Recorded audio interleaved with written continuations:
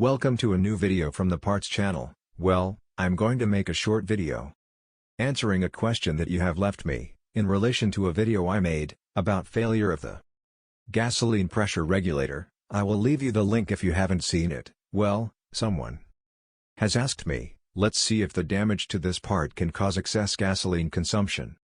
Indeed, it can cause gasoline consumption in the car to skyrocket. Let's see this part. It is the gasoline pressure regulator. This would go here, in the gasoline rail.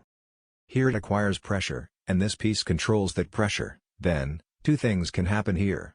First, that the internal spring has given way, with which the gasoline injectors will not have enough pressure to be able to inject gasoline into the cylinders, because it will be lost towards the return. Then the vehicle will run poorly and may stop. It may also happen that the internal membrane has a crack, and through that crack the gasoline is entering the intake manifold or intake manifold. It would be around here, this little spout that you see here. What this does is that the engine, when it is idling, to control the pressure, takes advantage of the lowering of the piston. It absorbs, lifts, the membrane, overcoming the resistance of the spring.